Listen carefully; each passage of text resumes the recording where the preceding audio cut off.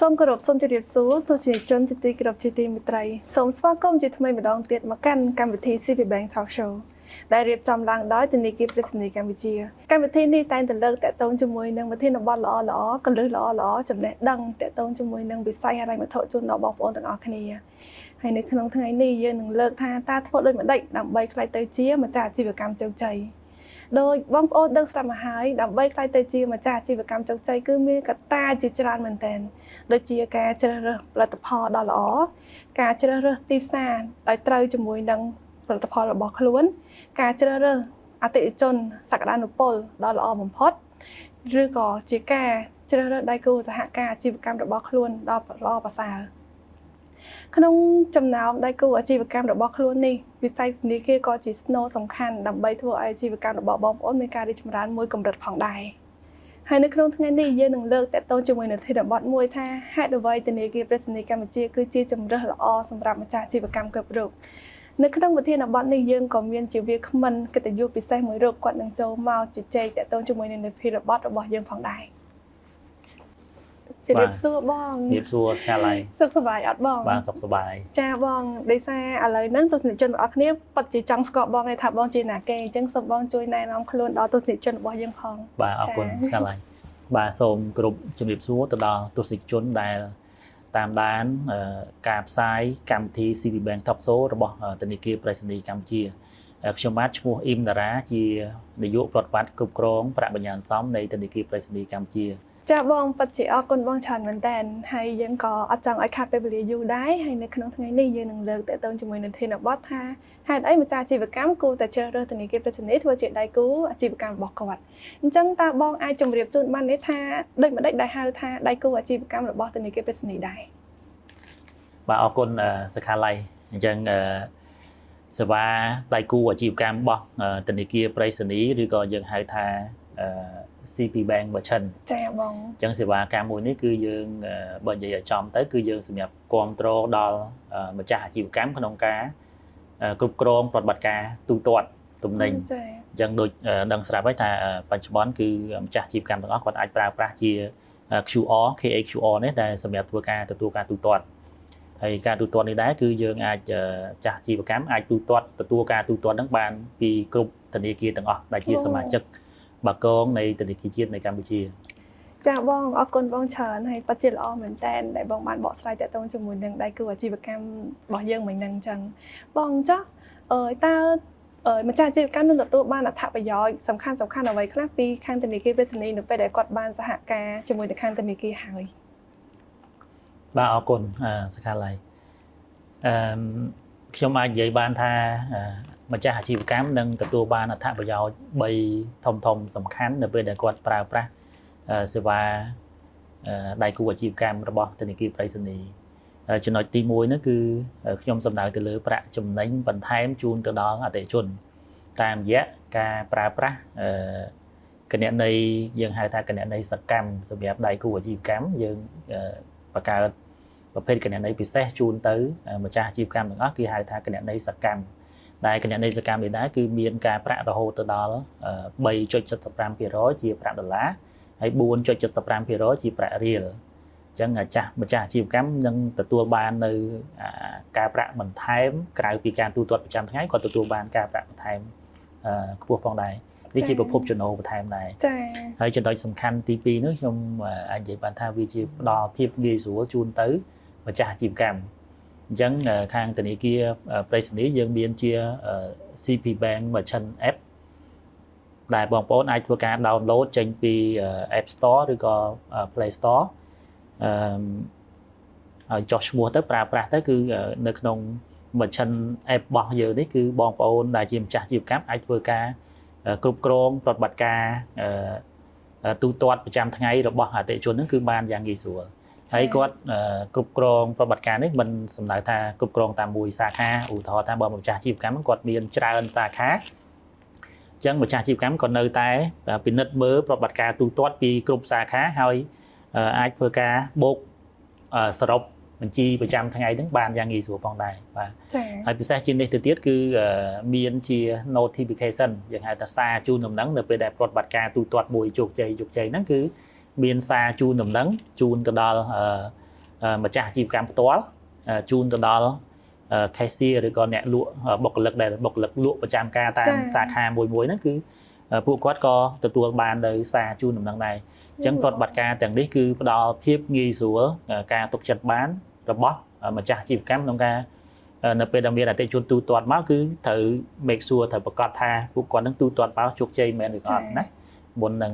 បកគលទំនិញជូនទៅអតិថិជនរបស់គាត់ហើយចំណុចសំខាន់ទី3មួយទៀតនោះគឺធនាគារផ្ដល់ជាផលិតផលកម្ចីពិសេសមួយដែលយើងបង្កើតឡើងពិសេសមួយសម្រាប់ជូនទៅដៃគូអាជីវកម្មជាពិសេសហើយកម្ចីនេះគឺដល់ជូនហ្នឹងគឺអត់មានត្រូវការប្លង់ដើម្បីដាក់ប្រចាំអីទេណាហើយជាមួយនឹងរយៈពេលនៃការសងត្រឡប់មកវិញហើយនឹងអត្រាការប្រាក់ហ្នឹងគឺសមរម្យណាទៅតាមទំហំកម្ចីគឺទៅតាមតម្រូវការរបស់អតិថិជនផងដែរណានេះវាជាចំណុចពិសេសមួយទៀតព្រោះខ្ញុំគិតថាដៃគូអាជីវកម្មគឺច្បាស់ជាត្រូវការដើមទុនបន្ថែមដើម្បីទៅបរិយាអាជីវកម្មរបស់គាត់ទៅបន្ថែមទៀតត្រឹមត្រូវអញ្ចឹងពេលខ្លះទៅម្ចាស់អាជីវកម្មគិតថាបងអត់ចង់ដាក់ប្លង់ដាក់អីទេព្រោះរកស៊ីបងដែរអញ្ចឹងសុំខ្ចីដោយមិនបាច់ដាក់ប្លង់ឯងមើលតែប្រតិបត្តិការទូទាត់របស់គាត់ប្រចាំថ្ងៃហ្នឹងទៅគឺធនាគារអាចធ្វើការវាយតម្លៃហើយនឹងផ្ដល់ជូនទៅកម្ចីជូនទៅអតិថិជនជាម្ចាស់អាជីវកម្មនឹងបានចាបងអរគុណបងច្រើនមែនតើបងប៉ុន្តែខ្ញុំសូមបងបកខយបន្តិចណាបងដោយសារមែននេះចាប់អារម្មណ៍ខ្លាំងហ្នឹងគឺទៅលើគណនេយ្យសកម្មដោយសារមានអត្រាការប្រាក់ខ្ពស់មែនតើចុះពីខាងម្ចាស់អាជីវកម្មតើគាត់ត្រូវមានលក្ខខណ្ឌអីគេខ្លះដើម្បីគាត់អាចនឹងប្រើប្រាស់ជាគណនេយ្យសកម្មពីខាងធនាគារប្រេសនីកម្ពុជាបានដែរបងបាទសម្រាប់អតិថិជនជាដៃគូអាជីវកម្មគាត់នៅពេលដែលគាត់ប្រើប្រាស់គណនេយ្យសកម្មគាត់ដែលតម្រូវឲ្យគាត់ហ្នឹងគឺទទួលការទូទាត់យ៉ាងតិចគឺ25ដងក្នុង1ខែ25ដងបាទចាអញ្ចឹងគាត់អាចប្រើប្រាស់បានដែរប្រភេទគណនេយ្យសកម្មហ្នឹងព្រោះយើងជំរុញឲ្យមានគណនេយ្យរបស់គាត់គឺមានសកម្មភាពអញ្ចឹង25ដងក្នុង1ខែចាបងបើសិនជាបងលើកថា25ដងមួយខែដូចរៀងតិចដែរដោយសារមួយខែឡើង30ថ្ងៃ31ថ្ងៃពេលខ្លះអញ្ចឹងតែមួយថ្ងៃតែម្ដងក៏បានគណនេយ្យសកម្មហើយបានអត្រាការប្រាក់ខ្ពស់ទៀតចាបងរៀងងាយស្រួលទទួលបានតែបងខ្ញុំមិញហ្នឹងគឺអត្រាការប្រាក់ខ្ពស់មែនតើបានរហូតដល់ 4.75 ដែលយើងអាចនិយាយថាវាសឹងតែស្មើឬក៏ខ្ពស់ជាធនាគារមួយចំនួនតាក់ទងជាមួយនឹងគណនេយ្យសន្សំមានការកំណត់ទៀតអញ្ចឹងតើគណនេយ្យពីរហ្នឹងតើយើងខុសគ្នាបែបម៉េចដែរបងអរគុណបាទសម្រាប់គណនេយ្យសកម្មហ្នឹងហើយនឹងជាមួយនឹងគណនេយ្យបញ្ញាមានការកំណត់គឺមានភាពខុសគ្នាបញ្ញាមានការកំណត់គឺមានន័យថាដាក់ហើយកំណត់ថា1ឆ្នាំឬក៏9ខែឬក៏6ខែឬក៏3ខែតាមការកំណត់ហ្នឹងអាហ្នឹងបានអាចយកលុយហ្នឹងមកប្រើបានណាដល់ការកំណត់ហ្នឹងគឺទាំងដើមទាំងការគឺគាត់យកលុយហ្នឹងមកប្រើបានតែសម្រាប់គណនេយ្យសកម្មគឺអត់ទេហ្នឹងគឺមានថាយើងដកដាក់ប្រើប្រចាំថ្ងៃបានអញ្ចឹងអត់មានកំណត់ថាមួយថ្ងៃត្រូវដកប្រមាណត្រូវដាក់ចូលប្រមាណគឺអត់ទេអញ្ចឹងដកដាក់ពេលណាក៏បានដែរអត់ការកំណត់ទេហើយការប្រាក់គឺគណនាទៅតាមចំនួនថ្ងៃជាក់ស្ដែងណាព្រោះបើចំនួនថ្ងៃចំនួនលុយដែលគាត់មាននៅក្នុងគណនេយ្យហ្នឹងជាក់ស្ដែងអញ្ចឹងបកការប្រាក់ទៅហើយរៀងរាល់មួយខែម្ដងគឺការប្រាក់នឹងបញ្ចូលទៅគណនេយ្យគោលរបស់គាត់ឡើងវិញណាអញ្ចឹងមួយខែគឺទទួលការប្រាក់ម្ដងហើយដកដាក់មួយសេរីអត់មានធ្វើការកំណត់ចំនួនទេបាទតើតើជាមួយនឹងអត្រាការប្រាក់គឺខ្ពស់មែនតើបានរហូតដល់ 4.75បើសិនជាខ្ញុំមានប្រាក់ក៏ខ្ញុំចង់សន្សំជាមួយខាងធនាគារប្រេសនីកម្ពុជាដែរព្រោះដោយសារការលើកមុនអត្រាការប្រាក់ខ្ពស់អញ្ចឹងសឹងតែស្មើជាមួយនឹងធនាគារមួយចំនួនដែលគាត់ត្រូវបើកគណនេយ្យសន្សំមានការកំណត់រយៈពេលវែងហើយតែនៅខាងធនាគារប្រេសនីកម្ពុជាអត់អីទេ transfer ចេញចូលបានសេរីហើយបានអត្រាការប្រាក់ខ្ពស់ទៀតចំណុចហ្នឹងពិតជាល្អមែនតើបងប៉ុន្តែនៅតែមានចំណុចមួយទៀតតែជាកង្វល់របស់ម្ចាស់អាជីវកម្មគ្រប់រូបនៅពេលដែលគាត់ត្រូវការផ្ទេរប្រាក់ចេញទៅធនាគារផ្សេងដែលជាដៃគូសហការរបស់គាត់អញ្ចឹងណាព្រោះគណនេយ្យខ្លះគាត់ត្រូវតែទទួលបានសេរីអត់កំណត់ទេប៉ុន្តែនៅពេលដែលត្រូវផ្ទេរប្រាក់ទៅម្ចាស់ទៅអាជីវកម្មដែលជាដៃគូរបស់គាត់ហ្នឹងពេលខ្លះបានតិចហើយពេលខ្លះគិតសេវាអស់រៀងថ្លៃទៀតចុះពីខាងធនាគារប្រេសនីវិញពីខាងបងគិតមិនដែរបងបាទអរគុណអញ្ចឹងចំពោះគណនេយ្យសកម្មនេះគឺយើង គិតគូរអំពីតម្រូវការរបស់អតិថិជនដៃគូអាជីវកម្មរបស់យើងអញ្ចឹងទី1គឺយើងផ្ដល់នៅប្រាក់ចំណេញទៅលើអត្រាការប្រាក់ខ្ពស់ទី2ទៅលើការគ្រប់គ្រងគណនេយ្យរបស់គាត់ចា៎ហើយនិយាយពីរឿងការបាញ់ចេញបាញ់ចូលនេះគឺប្រតិបត្តិការនេះគឺអត់មានកំណត់ទេដូចខ្ញុំជំរាបមុនហ្នឹងអញ្ចឹងណាហើយមួយទៀតការប្រើប្រាស់ទូទាត់ទេប្រាក់ទៅលើតាមរយៈ mobile app របស់គាត់ហ្នឹងគឺអាចទេប្រាក់បានមួយថ្ងៃរហូតដល់$200,000ហើយ$200,000នេះគឺសម្រាប់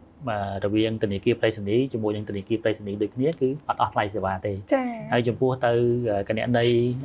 ធនាគារដទៃដែលជាសមាជិកនៃបាកងគឺរហូតដល់$50,000ហ្នឹងគឺអត់អស់ថ្លៃសេវាទេ free ណា$50,000អញ្ចឹងយើងធំនេះច្រើនដែរហើយបើសិនជាផ្ទេរប្រាក់ទៅធនាគារផ្សេងហ្នឹងលើសពី$50,000រហូតដល់$20,000ហ្នឹងគឺ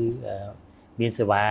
តិចតួចទេគឺ0.006% នៃចំនួនទឹកប្រាក់ដែលគាត់ផ្ទេរចេញចាអរគុណច្រើនមែនតើបងហើយពិតជាពិសេសមែនតើតទៅជាមួយនឹងមុខងារ Mobile Banking របស់ធនាគារប្រៃសណីកម្ពុជាពិតជាល្អមែនតើដោយសារយើងចូលក៏យើងងាយស្រួលយើងចូលអត់មានដៃកំណត់ទេត្រូវអត់បងហើយនៅពេលដែលយើងត្រូវការ transfer ចេញទៅដៃគូ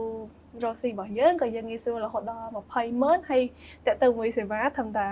តិចតួចមែនតើបើគិតទៅ$20,000គិតទៅធម្មតា$12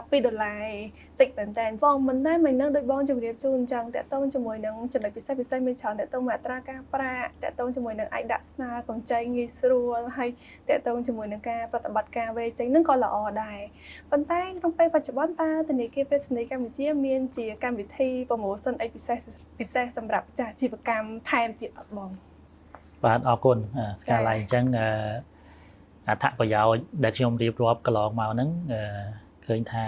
ខ្ញុំគិតថាច្រើនហើយបើប្រៀបធៀបជាមួយនឹងដៃគូគួតប្រជែងផ្សេងប្រហែលជាខ្ញុំអាចនិយាយបានថាប្រៃសណីរៀងថាយើងផ្ដល់អត្ថប្រយោជន៍ជូនច្រើនទៅដៃគូអាជីវកម្មរបស់យើងអញ្ចឹងក្រៅពីអត្ថប្រយោជន៍ដែលខ្ញុំបានរៀបរាប់ខាងលើមុនហ្នឹងអញ្ចឹងបច្ចុប្បន្ននេះយើងមានជាការផ្ដល់កម្មវិធីផ្ដល់ប្រាក់រង្វាន់លើកទឹកចិត្តជូនទៅអតិថិជនដៃគូអាជីវកម្មរបស់យើងអញ្ចឹងមានន័យថាអតិថិជនដៃគូអាជីវកម្មរបស់យើងទាំងអស់ហ្នឹងដែលគាត់ប្រើប្រាស់ QR របស់ធនាគារប្រៃសណីហ្នឹងហើយគាត់ទទួលការទូទាត់ពីគ្រប់អតិថិជនមានថាគ្រប់អតិថិជនគ្រប់ធនាគារទាំងអស់ណាមិនថាអតិថិជនរបស់ប្រៃសណីដូចគ្នាឬក៏អតិថិជនពីខាងធនាគារផ្សេងដែលគាត់ផ្ទេរប្រាក់ចូលមកហ្នឹងគឺជំរុញឲ្យពួកគាត់ហ្នឹងគឺទទួលការទូទាត់ពីអតិថិជនទាំងអស់ហ្នឹងអញ្ចឹងកាលណាគាត់ទទួលការទូទាត់បានកាន់តែច្រើនគាត់ទទួលបានប្រាក់រង្វាន់ហ្នឹងភ្លាមជារៀងរាល់ខែអាហ្នឹងមិនចាំបាច់ចាប់ឆ្នោតទេហើយលក្ខខណ្ឌគឺទទួលការទូទាត់ចាប់ពី100អតិថិជនផ្សេងគ្នាទៅគឺក្នុងមួយខែគាត់បានប្រាក់រង្វាន់រហូតដល់$10ឬក៏$40,000ជារៀងរាល់ខែដោយស្វ័យប្រវត្តិអញ្ចឹងមិនបាច់ចាប់ឆ្នោតទេចាបងអញ្ចឹងអានេះវាជាអត្ថប្រយោជន៍របស់ដៃគូអាជីវកម្មរបស់យើងដែលគាត់ប្រើប្រាស់សេវារបស់ធនាគារប្រៃសណីអញ្ចឹងក្រៅពីនឹងទៀតយើងមានកម្មវិធីលើកទឹកចិត្តមួយទៀតដែរគឺមានន័យថាយើងលើកទឹកចិត្តអ្នកដែលប្រើប្រាស់គណនីរបស់ធនាគារប្រៃសណីហ្នឹងហើយគាត់មក scan ទូទាត់ចូលមកគណនីដៃគូអាជីវកម្មរបស់យើងអញ្ចឹងនៅពេលដែលគាត់ scan ចូលមកហ្នឹងគឺអ្នកដែល scan ហ្នឹងគាត់មានឱកាសឈ្នះរង្វាន់រហូតដល់$12,60,000ជារៀងរាល់ខែទៀតអូច្រើនតែគាត់ថាអ្នកប្រើប្រាស់ហ្នឹងអ្នកដែលបាញ់ចូលមកដៃគូអាជីវកម្មហ្នឹងគឺគាត់ចាប់ឆ្នោតមានន័យថាគាត់អត់ឈ្នះសាច់ប្រាក់ទឹកប្រាក់ភ្លាមដូចអតិថិជនម្ចាស់អាជីវកម្មទេបាទអញ្ចឹងគាត់មានឱកាសគឺចូលឈ្មោះក្នុងការចាប់ឆ្នោតអញ្ចឹងជារៀងរាល់ខែអញ្ចឹងរង្វាន់រហូតដល់សរុបហ្នឹងគឺ$12,60,000ជារៀងរាល់ខែអញ្ចឹងកន្លងមកឃើញមានតាមការផ្សាយផ្ទាល់របស់page ផ្លូវការរបស់ធនាគារប្រៃសណីហ្នឹងគឺមានកម្មវិធីចាប់រង្វាន់ជារៀងរាល់ខែហ្នឹងហើយឃើញអតិថិជនយើងមួយចំនួនហ្នឹងគាត់ត្រូវរង្វាន់ជាហូរហែមកចាបងអញ្ចឹងកម្មវិធីនេះគឺបានជួយលើកទឹកចិត្តឬក៏ជំរុញឲ្យអតិថិជនរបស់យើងហ្នឹងគឺមានប្រតិបត្តិការទូទាត់ហ្នឹងចូលមកដៃគូអាជីវកម្មយើងទៀត ណា ចា ហ្នឹងហើយអញ្ចឹងអានេះវាសំស្របជាមួយនឹងអីគេលក្ខខណ្ឌគណនេយ្យសកម្មរបស់យើងណាព្រោះគណនេយ្យសកម្មគឺជំរុញឲ្យអ្នកប្រើប្រាស់ transfer ឬក៏បាច់ធ្វើការទូទាត់មកហ្នឹងចំនួនប្រហែល25ដងអញ្ចឹងទៅអញ្ចឹងខ្ញុំគិតថាចំនួន25ដងនេះគឺមិនជាពិបាកព្រោះអីយើងមានកម្មវិធីគ្រប់គ្រងផ្សេងហ្នឹងគឺច្រើនណាអញ្ចឹងលើកទឹកចិត្តថាឲ្យអតិថិជនទូទៅគាត់បាញ់ចូលមកហ្នឹងក៏យើងរាប់ហើយអតិថិជនបោះប្រៃសណីហ្នឹងគាត់ផ្ទេរប្រាក់ចូលមកឬក៏គាត់ទូទាត់ទំនិញចូលមកហ្នឹងក៏យើងរាប់ដែរណាហើយមានអត្ថប្រយោជន៍ហ្នឹងដូចគ្នាអ្នកទទួលទូទាត់នេះក៏បានរង្វាន់ភ្លាមហើយអ្នកដែលប្រើប្រាស់របស់ធនាគារប្រៃសណីហ្នឹងក៏គាត់មានឱកាសឈ្នះរង្វាន់ដែរបាទនេះគឺជាអត្ថប្រយោជន៍បន្ថែមដែលយើងជំរុញឲ្យមានការប្រើប្រាស់សេវារបស់ធនាគារប្រៃសណីចាអរគុណបងច្រើនមែនតើបងដូចបងជម្រាបជូននឹងសតអត្ថប្រយោជន៍សំខាន់មានដូចជាអត្រាការប្រាក់ក៏ល្អហើយមានដូចជាស្នើសុំកម្ចីអីក៏ងាយស្រួលដែរហើយយើងម្ចាស់អាជីវកម្មទទួលបានទឹកប្រាក់$10$10នៅពេលដែលទទួលប្រតិបត្តិការពីអតិថិជនត្រឹមតែ100នាក់ល្អមែនតើបងហើយអតិថិជនក៏គាត់តែប្រើប្រាស់ធនាគារ CP Bank scan ចូលម្ចាស់អាជីវកម្មដែលគាត់នៅពេលដែលគាត់ចាយអីផ្សេងក៏ទទួលបានការឱកាសឈ្នះរង្វាន់រហូតដល់12លាន60ម៉ឺនរៀលច្រើនមែនតើបងសុទ្ធតែថាយ៉ាងល្អដែលយើងគួរតែជ្រើសរើស CP Bank ដែរតែបងដោយសារកន្លងមកពីច្រើនខ្ញុំឃើញតាម social media ឃើញគេតែអាសាផុសថាគេមានករណីបាញ់លុយច្រឡំកង់ល្អិតល្អួមួយចំនួនដូចជាបាញ់លុយទៅពេលខ្លះទៅកាត់លុយទាំងយើងអត់ទាន់បានប្រតិបត្តិការអីផ្សេងអញ្ចឹងណាអញ្ចឹងពីខាងធនាគារប្រៃសណីវិញបើសិនជាជួបបញ្ហាហ្នឹងតើយើងនឹងមានការដោះស្រាយជូនអតិថិជនដល់កម្រិតមួយណាដែរបងអរគុណបាទអញ្ចឹងរាល់ប្រតិបត្តិការផ្នែកប្រព័ន្ធបច្ចេកវិទ្យាខ្ញុំគិតថាខ្ញុំទទួលស្គាល់ថាពេលខ្លះទៅវាមានភាពរអាក់រអួលចាមួយចំនួនដែរមិនថាវារលូនទៅទាំង100%ទេណាចាបងអញ្ចឹងខាងធនាគារគេយើងមានក្រុមការងារប្រចាំការយើងមាន call center របស់យើងគឺប្រចាំការ24ម៉ោងលើ24ម៉ោងសម្រាប់ការទទួលការដោះស្រាយបញ្ហាជូនទៅអតិថិជនអញ្ចឹងករណីថាបើសិនជាមានអតិថិជនហ្នឹងគាត់ធ្វើការផ្ទេរប្រាក់ណាទូទាត់ទៅខុសកង់ច្រឡំកង់ច្រឡំអីចឹងណាព្រោះបើយើង scan តាម QR វាគាត់ថាมันមានបញ្ហាឬខុសកង់ខុសអីទេណាតែករណីថាធ្វើការប្រតិបត្តិការផ្ទេរប្រាក់ផ្ទេរអីផ្សេងដែលយើងវាយលេខគណនេយ្យទៅខុសច្រឡំលេខមិនបានត្រួតពិនិត្យត្រឹមត្រូវហ្នឹងក៏ពេលខ្លះហ្នឹងក៏អាចមានករណីចឹងដែរណាហើយពីខាងធនាគារនៅពេលដែលយើងមានករណីនេះស្វាគមន៍សម្រាប់អតិថិជនគាត់តំណែងផ្ទាល់មកសំទោសមក call center របស់យើង24ម៉ោងលើ24ម៉ោងអញ្ចឹងក្រុមការងារ call center របស់យើងគឺយើងធ្វើការដោះស្រាយជូនអតិថិជនគឺដោយមិនមានការគិតកម្រៃសេវាអីទេណាត្រង់ហ្នឹងគឺកន្លងមកមានអតិថិជនមួយចំនួនហ្នឹងគាត់លើកឡើងថាការដោះស្រាយនៅពេលដែលធនាគារមួយចំនួនហ្នឹងគាត់ស្នើសុំឲ្យដោះស្រាយបញ្ហារឿងបាញ់លុយខុសកង់ខុសអីហ្នឹងគេមានឆាតថ្លៃសេវាថ្លៃអីចឹងណាប៉ុន្តែសម្រាប់នៅធនាគារប្រៃសណីគឺយើងមិនមានថ្លៃសេវាទេហើយយើងនឹងព្យាយាមដោះស្រាយជូនអតិថិជនហ្នឹងគឺតាមលឿនបំផុតតាមតែអាចទៅធ្វើទៅបានបាទចាពិតជាល្អមែនតើបងព្រោះពីច្រើនជាអារម្មណ៍មួយដែលការព្រួយបារម្ភពីសំណាក់អតិថិជនដែរព្រោះពេលខ្លះគាត់ពេលខ្លះលេខគណនេយ្យខុសតាមលេខក៏ចូលអ្នកផ្សេងដែរត្រូវអត់បងអញ្ចឹងនៅពេលដែលបាញ់ទៅត្រូវដាក់សំណើមកខាងធនាគារត្រូវតាក់ទងមកហើយតាក់ទងឲ្យត្រូវការរយៈពេលយូរហើយត្រូវគិតសេវាថ្លៃតែយើងត្រូវ refund លុយនឹងត្រឡប់មកម្ចាស់ដើមវិញទៀតពិតជារឿងដែលយើងទាំងអស់គ្នាពិតជាភ័យខ្លាចទាំងអស់គ្នាចា៎មិនចង់បានទេចាអញ្ចឹងខ្ញុំបន្ថែមតិចទៀតមិញក្រៅពីយើងមាន call center របស់យើងមកប្រចាំការ24ម៉ោងដើម្បីទទួលសំណើអតិថិជនហ្នឹងក៏យើងមានបណ្ដាញសាខារបស់យើងចំនួន64សាខាទូទាំង25ខេត្តក្រុងរបស់យើងហ្នឹងគឺអតិថិជនអាចករណីថាគាត់នៅក្បែរសាខារបស់យើងណាមួយអញ្ចឹងគាត់ចង់ចូលទៅដើម្បីធ្វើការសួរនាំឬក៏លើកជាសំណើបញ្ហារបស់គាត់ដើម្បីឲ្យធនាគារដោះស្រាយគឺអតិថិជនអាចចូលទៅតាមបណ្ដាសាខារបស់យើងក៏បានឬក៏